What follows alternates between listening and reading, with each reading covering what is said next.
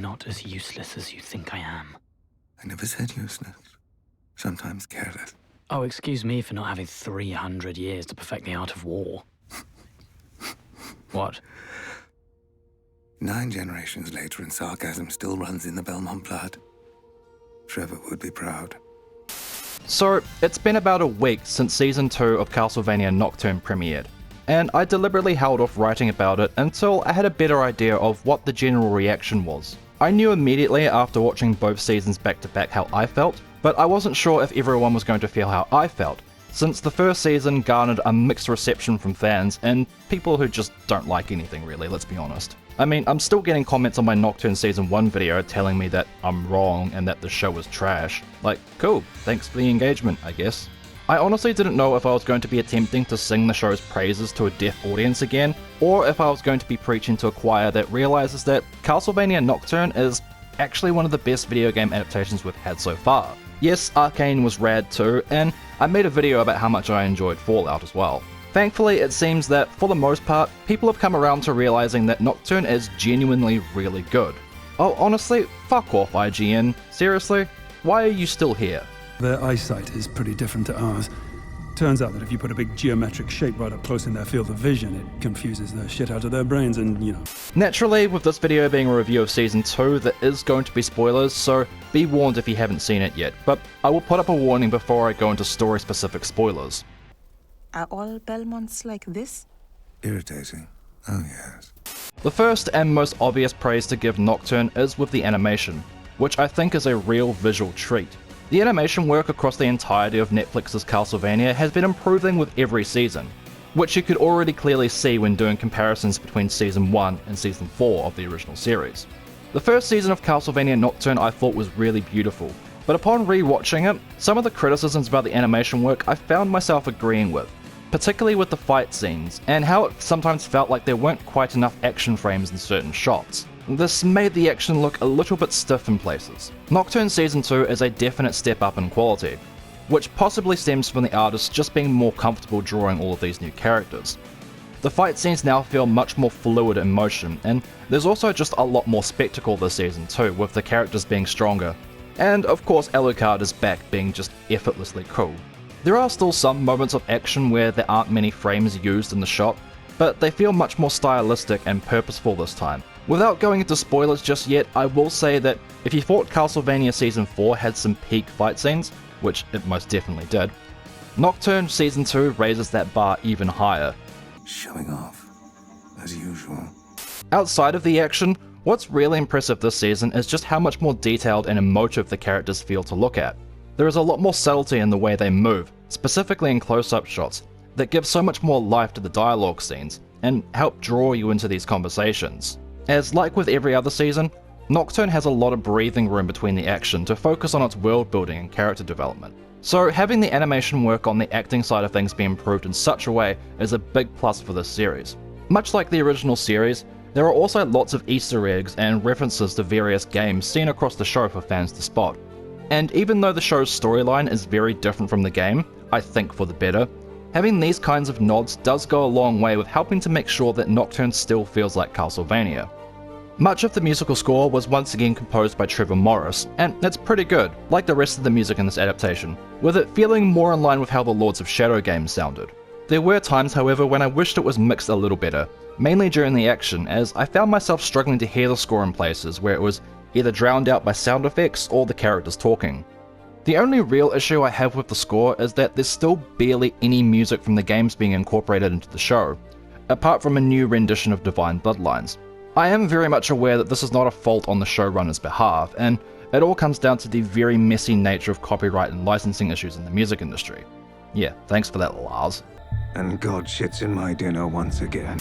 Nonetheless, it is still a bit disappointing as a fan to think that we've now had 6 seasons of Castlevania, and only 2 songs from the games have made it into the show, that being Bloody Tears in Season 2 and Divine Bloodlines in Nocturne. Hopefully either Konami or Netflix can do something about the music rights, because the next seasons are going to be adapting Symphony of the Night. If they can't use music tracks like Dracula's Castle or The Tragic Prince, then what's the point? I mean, I'll still watch it of course, but like with the Silent Hill franchise, the music is such a core aspect of why people love the series so much. I suspect the reason why the Silent Hill movie, for there is only one, was able to use so much music from the games is because it was all from Akira Yamaoka, whereas Castlevania has had many different composers over the years, and many songs have been rearranged for various games by different composers. That's not enough. I need to see more. The pacing of Season 2 also felt a lot better, and it always felt like there was a sense of purpose for why characters were going places. Part of this is largely due to the stakes and the world building being set up during Season 1, so everything could kind of take off running this season. But I did feel that parts of Season 1 was a little oddly paced during my recent rewatch, particularly the setup for Annette and Edward, and having their flashback after Edward was killed kind of didn't work that well. Oh no, this character I've known for 15 minutes is dead. Oh, now you're going to tell me why I'm supposed to be sad that he died. Okay. And I think that's all I can talk about without venturing into spoiler territory. So if you still haven't watched Castlevania Nocturne Season 2, this is your spoiler warning. She ran off to meet the Revolutionary Army. I'll go after her if you wish. If it's the National Guard, she'll be in her element. Catching up on the news about Paris, debating them to death about God knows what. One criticism for the first season that I saw pop up a few times that wasn't just rage baiting over Annette's redesign was that the setting of the French Revolution felt a bit underdeveloped, with most of the runtime devoted to character development, particularly with Richter. In my video on Season 1, I talked about how changing the setting from Transylvania in the game to the French Revolution made a lot of sense thematically within the universe of the show, to which I would add that Trevor mentions in Season 2 that the Belmonts originally came from France, so Julia Belmont was probably taking Richter to see his homeland before she was killed by Orlocks at the start of Nocturne, and also Juste is a French name. During my rewatch of Season 1, I will concede that the actual presence of the Revolution isn't that strong, again I think due to the focus on character development and just having a lot of things to set up, like bringing Juste Belmont from Harmony of Dissonance into the story, Richter's childhood trauma with Orlocks, and establishing Erzsébet as the new main villain. So it was great to see the Revolution in action across Season 2, especially with how it shapes the character arc given to Maria. The writers took her to some places that I wasn't expecting her to go, which in turn made perfect sense for how her powers evolved this season, with her summoning the dragon from Rondo of Blood. What you got there? It's a smoothie. I really was not expecting her to kill the Abbot Emmanuel, who I had declared in my Season 1 video as Nocturne's version of the Priest Shaft. I mean, he still very much could be, as the old man coyote spirit did claim his body. I also really liked the little callback they did to Carmilla just before she killed him. The land from here to Brela, ruled by stupid old men, devastated by one single stupid old man. Your power is a force for good in the world, not for killing stupid old men. Most of what's bad in the world is because of stupid old men. How Maria's storyline was weaved in with Juste I found to be one of the more interesting aspects of Season 2, as this incarnation of Juste Belmont is no longer the powerful spellcaster he was in the game, and is now a defeated old man, following the deaths of Liddy and Maxim, and of course his daughter Julia. It's a tried and true redemption arc that I feel has an extra layer of depth if you're familiar with the games, since Maria bears more than a passing similarity to his wife Liddy, and it's a great parallel to Richter and how his magic returns to him so that he can save Maria.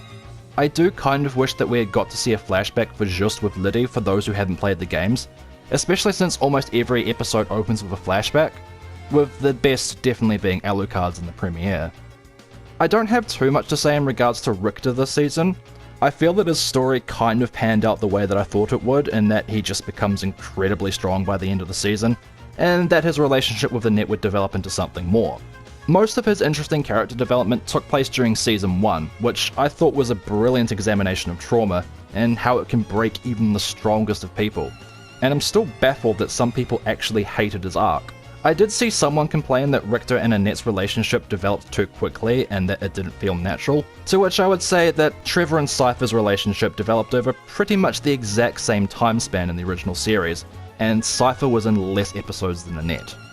Did she say something? Yes. Yes, she confessed it when we were braiding each other's hair and talking about you.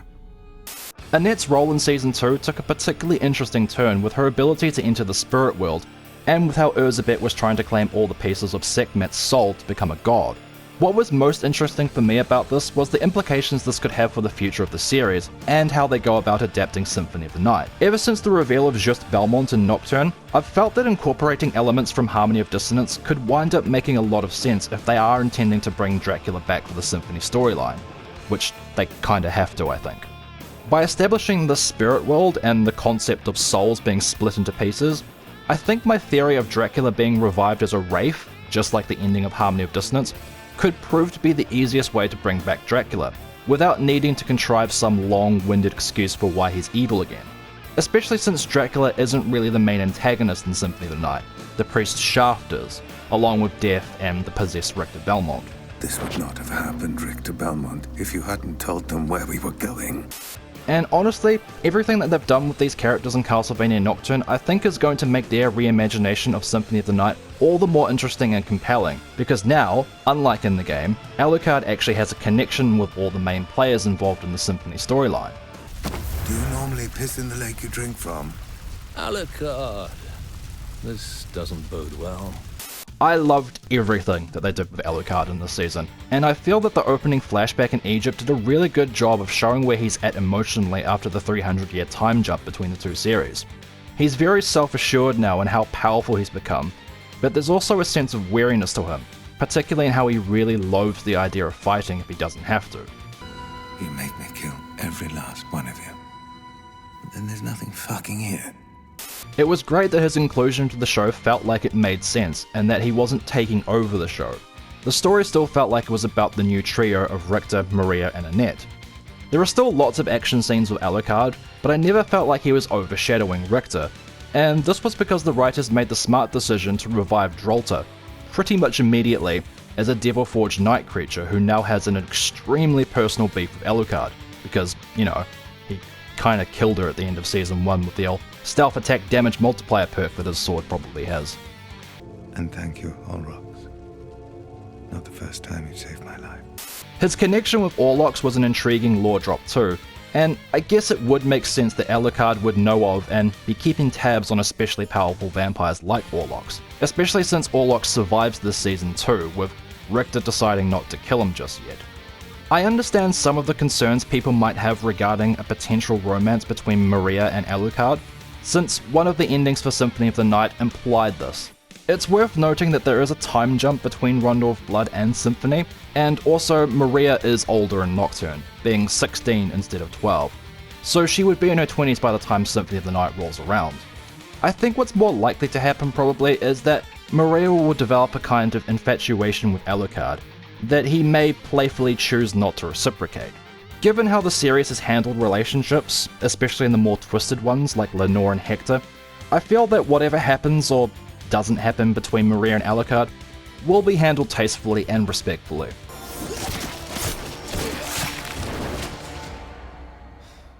Vive la Revolution.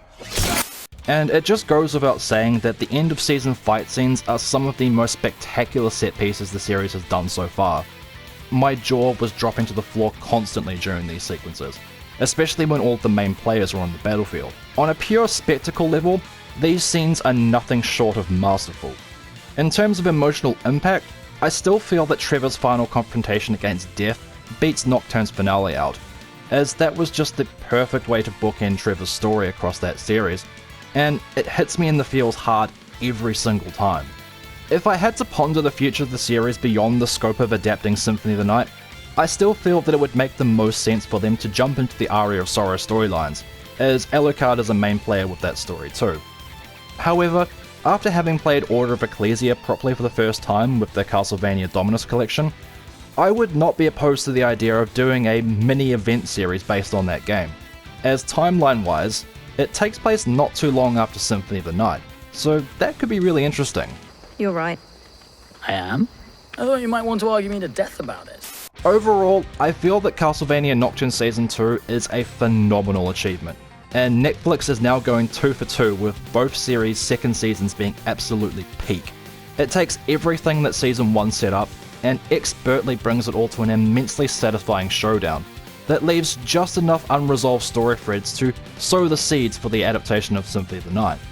And when you watch both seasons back to back, it really does feel like one cohesive package now. with the minor stumblings in Season 1 almost becoming non-issues. So please, everyone, go out and watch Castlevania Nocturne, and make sure that Netflix has no reason to cancel this wonderful series.